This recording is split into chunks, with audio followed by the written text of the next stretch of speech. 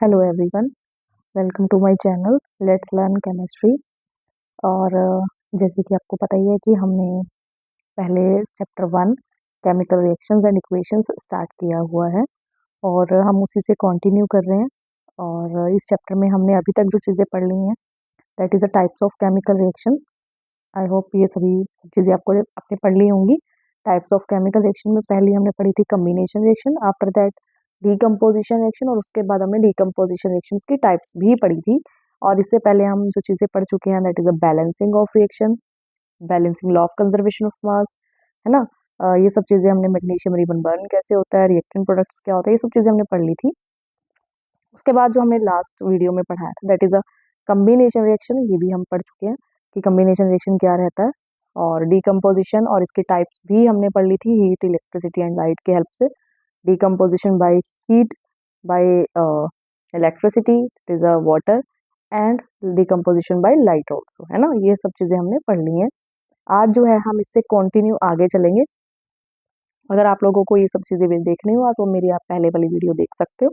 अगर आपको फिर भी कुछ पूछना हो, आप कोई क्वेश्चन करना चाह रहे हैं या कुछ भी मतलब कोई भी आप अपना एडवाइस देना चाह रहे हो, कुछ भी कहना चाह रहे हो, तो आप कमेंट करके मुझे बता सकते हैं।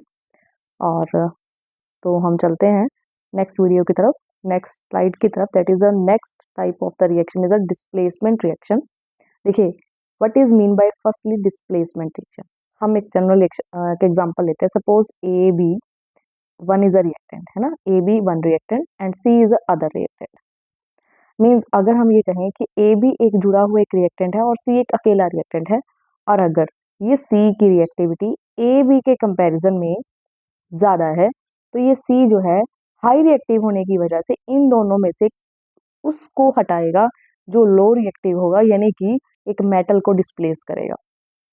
ठीक है, यानी कि मोर रिएक्टिव एलिमेंट डिस्प्लेस करता है एक लो रिएक्टिव एलिमेंट को और प्रोडक्ट बना सकता है, may be A C plus B बने, मे बी कि बी सी प्लस ए बने, है ना। तो डिपेंड करता है। ये जो आपके पास ए बी होता है, ये सबसे पहले वैसे ज्यादातर क्या रहता है, फर्स्ट प्लस रहता है, उसके बाद माइनस रहता है। हम थोड़ा सा कलर को चेंज कर लेते हैं। और दूसरे वाला यहाँ, ये हमेशा मेटल जो होता है वो न्यूट्रल रहता है, और ये ज्यादातर जो है प्लस वाले मेटल को ही डिस्प्लेस करता है और इसके साथ जुड़ जाता है बी सी के साथ। ठीक है, तो ये क्या जुड़ जाएगा, इसको डिस्प्लेस करेगा इसकी जगह से, और ये बना देगा सी बी बना देगा, या बी सी आप लिख सकते हो। ठीक है, तो हम वैसे इसके बारे में ज्यादा जो है वो अभी रिएक्शन के अंदर, जब हम type of reaction, displacement reaction जब हम पढ़ते जाएंगे तो साथ साथ आपको ज्यादा अच्छे से क्लियर होता जाएगा। बट बेसिक यही है कि जब मोर रिएक्टिव जो भी एलिमेंट होता है वो एक इन दोनों में से लीस्ट रिएक्टिव एलिमेंट को डिस्प्लेस करता है और एक नया प्रोडक्ट बनाता है, उसको हम बोलते हैं डिस्प्लेसमेंट रिएक्शन।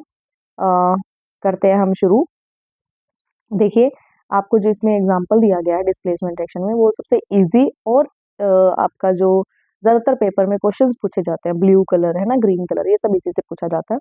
जैसे कि आपको दिया गया है डिस्प्लेसमेंट रिएक्शन में, देखिए, these are the reactions in which more reactive element displace a less reactive element from its solution is called displacement reaction. Example, copper sulphate. आप याद क्या रखेंगे कि कॉपर सल्फेट का कलर कैसा हमेशा रहता है, ब्लू। जैसे मेरे मार्कर का ये कलर जो है ये ब्लू है, सिमिलरली कॉपर सल्फेट का रंग भी कैसा होता है, ब्लू। याद रखना है, इंपॉर्टेंट बात है। ठीक है, और जो आयरन है हमारे पास, आयरन तो आपको पता ही है, जो हमारे घर में आयरन की चीजें होती है ना, ब्लैकिश कलर की, तो ऐसी चीजें हो सकती है। नेल भी हो सकती है, एक आयरन नेल कोई भी हो सकती है, उसके ऊपर कोई पॉलिश भी हो सकती है, उससे फर्क नहीं पड़ रहा, मेन है आयरन होना चाहिए। ठीक है, तो उसके बाद ये जो आयरन है, आयरन कॉपर को देखो, ध्यान से देखो, आयरन जो है वो कॉपर को डिस्प्लेस कर रहा है, और आयरन सल्फेट के साथ बॉन्ड बना के कॉपर को इसको इसमें से भगा दिया, निकाल दिया, और खुद ने FeSO4 बना दिया।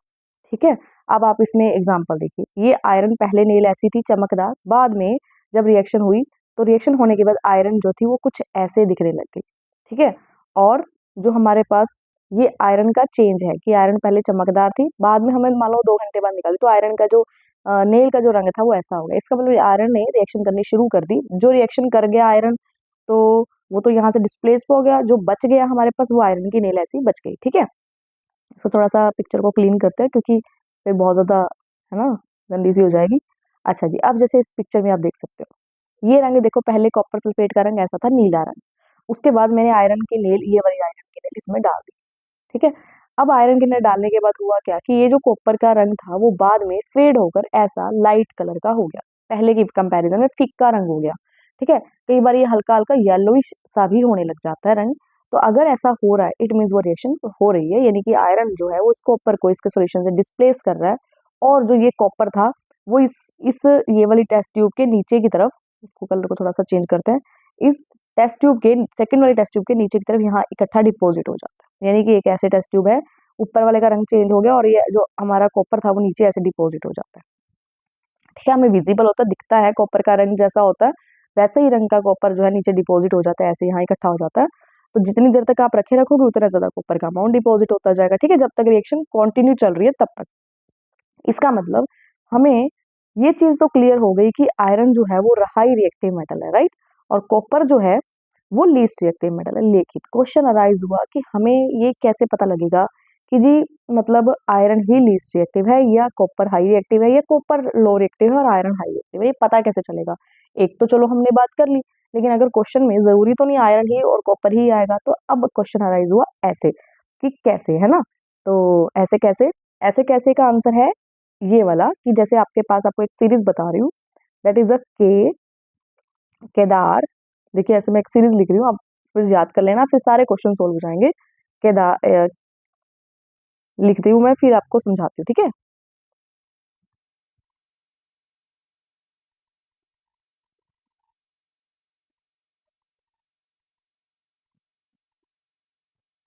एक सेकेंड वेट करिएगा बस।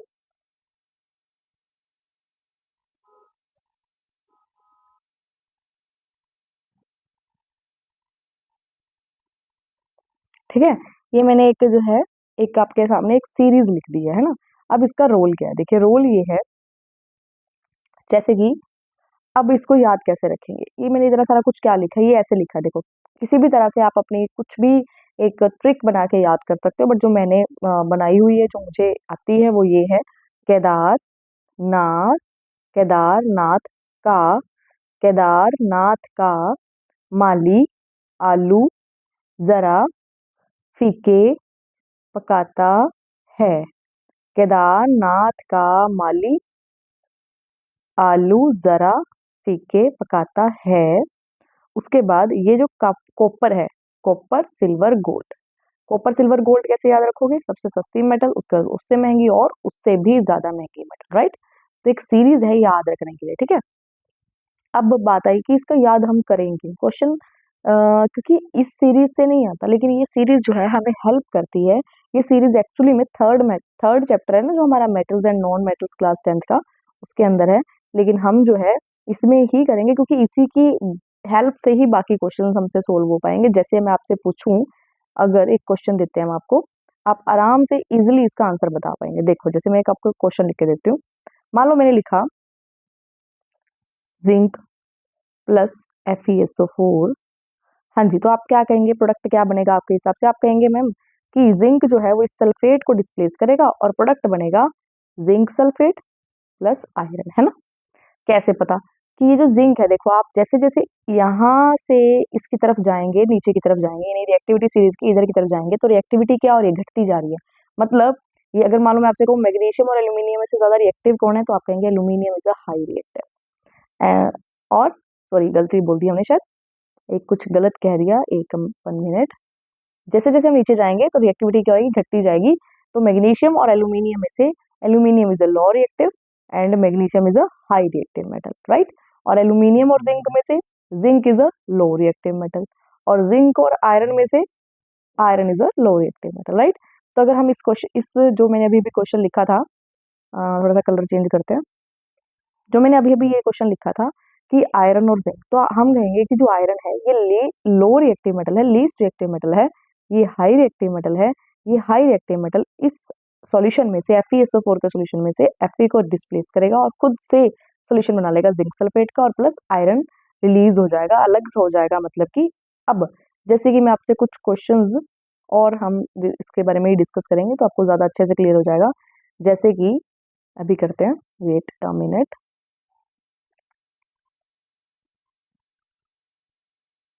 ठीक है जी, अब देखो जैसे मैंने आपको आपके पास एक क्वेश्चन लिखा, मैंने लिखा सपोज एल्यूमिनियम सल्फेट, ठीक है, aluminium sulphate plus zinc then product will be, आप कहोगे जो बच्चे जिन्हें नहीं आता, जो डायरेक्टली लर्न करा हुआ है कि बस उसको हटाओ उसको लगाओ, वो गलत करेंगे, ऑफ कोर्स गलत करेंगे। कैसे? वो कहेंगे जी प्रोडक्ट बनेगा zinc sulphate plus aluminium, but नहीं, क्योंकि जो जिंक है ये कैसा है, अगर इन दोनों को देखें तो क्या देखोगे आप, जिंक जो है वो क्या है, लो रिएक्टिव, और aluminium is a high reactive. तो एल्यूमिनियम हाई रिएक्टिव है, जिंक लो रिएक्टिव है, तो क्या इस लो रिएक्टिव की, इस लो पावर वाले मेटल की पॉसिबिलिटी है कि क्या ये हाई रिएक्टिव, इसके पास हाई पावर है, उस एल्यूमिनियम को उसके सॉल्यूशन से हटाएगा और प्रोडक्ट बनाएगा? ये हो ही नहीं सकता, क्योंकि ये लीस्ट, जैसे हमारे एक घर के अंदर मान लो एक है ना कम पावर वाला पर्सन है, जिस जो बेचारा शरीफ सा है, वो किसी हाई मतलब गुस्से वाले बंदे को छेड़ने की कोशिश ही नहीं करता। सिमिलरली ये जो जिंक है ये लो रिएक्टिव है एज कम्पेयर टू एल्यूमिनियम, इसलिए ये एल्यूमिनियम के ऊपर अटैक ही नहीं करता, ये रिएक्शन पॉसिबल ही नहीं है, ये रिएक्शन होती ही नहीं। तो आपसे क्वेश्चन कैसे आते हैं, ध्यान से पढ़िएगा इस बात को, हम दोबारा से सीरीज एक बार याद करते हैं। केदारनाथ का माली आलू जरा फीके पकाता है, राइट। देखिए, केदारनाथ का माली आलू जरा फीके पकाता है, उसके बाद सस्ती महंगी महंगी, ठीक है, कॉपर सिल्वर और गोल्ड, ऐसे आप याद कर लेंगे। अभी हम इसके क्वेश्चन सोल्व करते हैं। लीजिए, आपको एक क्वेश्चन देते हैं और आप सोल्व करके बताइएगा, ठीक है, ये फिर मैं करवाती हूँ आपको साथ साथ।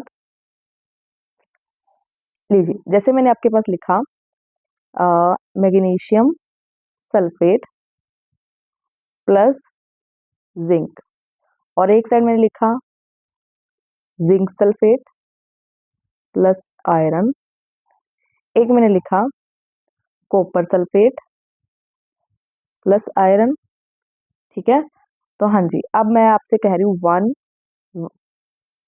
1 2 3, इन तीनों में से किस में रिएक्शन फिजिबल होगी और क्यों होगी, एक्सप्लेन करो। तो आप कहेंगे कि जो हमारे पास जिंक है, जो हमारे पास, एक सेकेंड, जो हमारे पास जिंक मेटल है ये एज कम्पेयर टू मैग्नीशियम ये क्या है, लो रिएक्टिव है।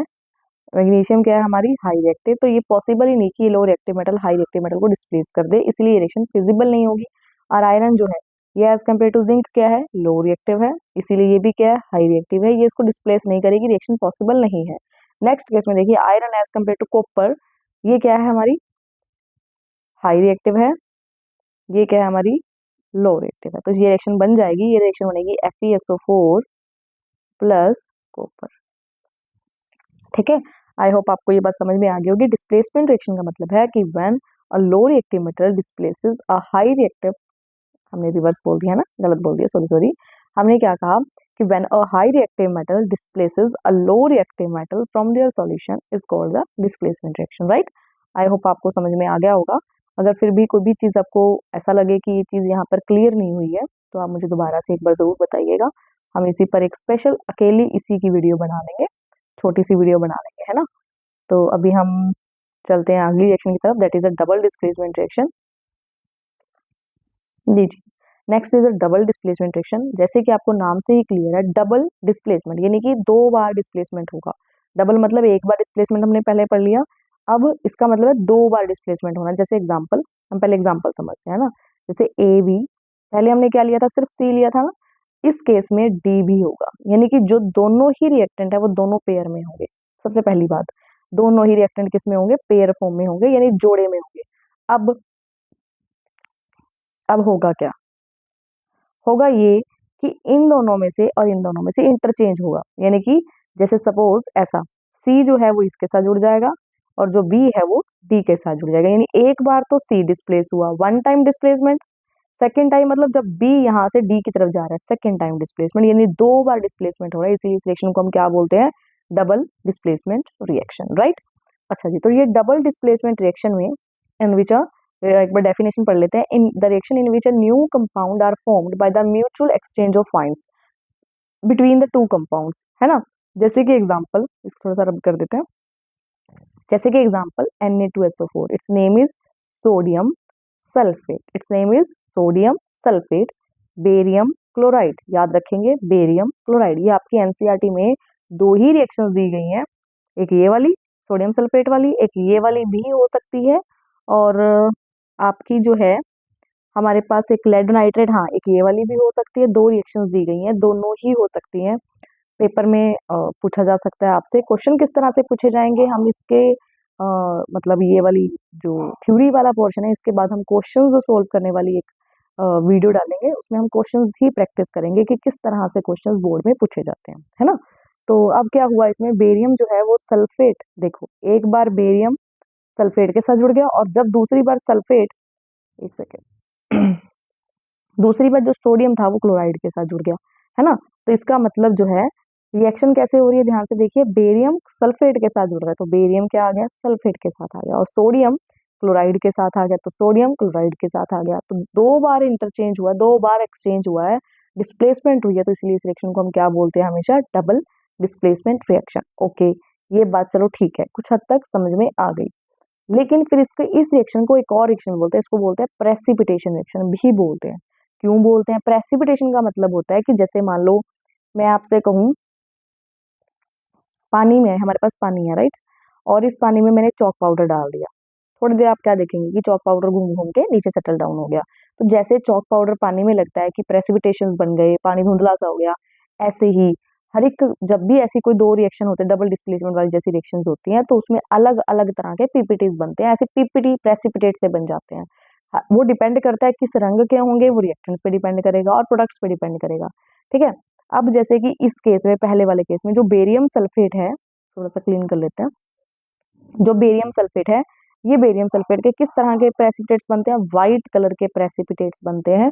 और जो हमारी ये अगली रिएक्शन देखिए, ये वाली लेड नाइट्रेट वाली, this is a lead nitrate, potassium iodide, और फिर इंटरचेंज होता है, पोटेशियम लग जाता है नाइट्रेट के साथ, और लेड लग जाता है हमारा, जो हमारा लेड है वो लग जाता है आयोडाइड के साथ, प्रोडक्ट बनता है लेड आयोडाइड और पोटेशियम नाइट्रेट।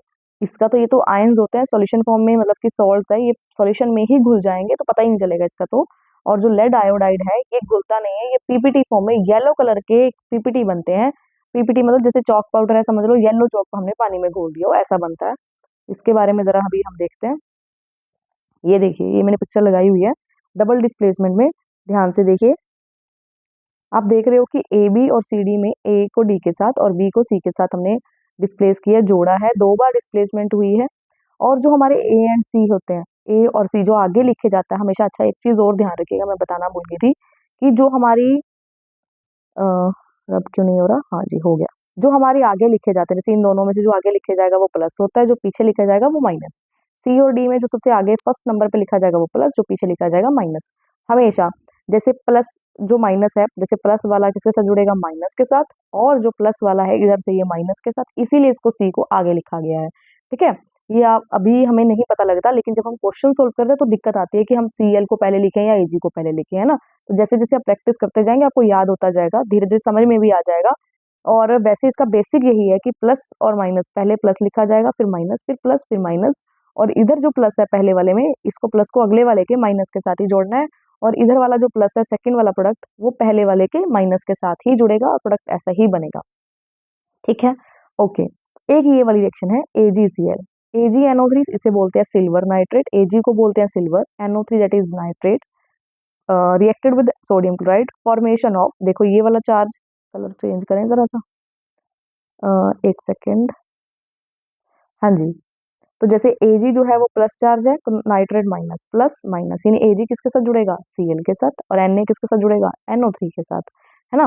तो इसी तरह से जो AgCl और NaCl वाली ये जो रिएक्शन है, ये इस तरह से दिख रही है। और जो लेड आयोडाइड वाली थी उसके कैसे पीपीटीज बनते हैं, उसके कुछ ऐसे पीपीटीज बनते हैं। पहले जो सोल्यूशन होता है, जैसे एक सेकेंड, जो हमारे पास, जरा क्लियर कर लें इसको हम। जैसे कि हमारे पास अभी अभी हमने कहा था potassium iodide plus lead nitrate, है ना, ऐसे ही था लास्ट वाली रिएक्शन को, क्योंकि बैक करेंगे तो फिर पिक्चर नहीं दिखेगी, है ना। तो ये जो लेड नाइट्रेट का सोल्यूशन है वो भी ऐसा होता है, क्लियर पानी जैसा, और ये पोटेशियम आयोडाइड का भी जो सोल्यूशन होता है वो बिल्कुल पानी जैसा होता है। जब इनको मिक्स करते हैं तो ना एक येलो कलर का ऐसा पीपीटी वाला बन जाएगा। तो इट मीन्स अगर ऐसा रिएक्शन हो रही है, इसका मतलब ये वाली आपस में क्या कर रहे हैं, इंटरचेंज कर रहे हैं एलिमेंट्स को, और एक प्रेसिपिटेशन रिएक्शन हो रही है, पीपीटीज बन रहे हैं, इसीलिए इस रिएक्शन को डबल डिस्प्लेसमेंट भी बोलते हैं और प्रेसिपिटेशन रिएक्शन भी बोलते हैं। आई होप क्लियर होगा, है ना, आपको समझ में आ गया होगा। चलते हैं नेक्स्ट की तरफ। Okay, next is a redox reaction. इस रिडॉक्स रिएक्शन में क्या रहता है कि जैसे हमारे पास रिडॉक्स रिएक्शन में आपको नाम से क्लियर है, रिडॉक्स। री मतलब, री का मतलब क्या होता है, रिडक्शन, और ऑक्स का मतलब क्या होता है, ऑक्सीडेशन। ठीक है, एक बात ये समझिएगा, ऑक्सीडेशन का मतलब होता है क्या, एडिशन ऑफ ऑक्सीजन। रिडक्शन का मतलब होता है एडिशन ऑफ हाइड्रोजन। ठीक है, एडिशन ऑफ हाइड्रोजन। तो ऑक्सीडेशन में एडिशन किसकी करते हैं, ऑक्सीजन की। रिडक्शन में ऑक्सीजन को हटाकर ऐड क्या करते हैं हम, हाइड्रोजन। ठीक है, ये आपको डेफिनेशन जिसमें दी गई है, हम एक बार पढ़ लेते हैं। देखिए,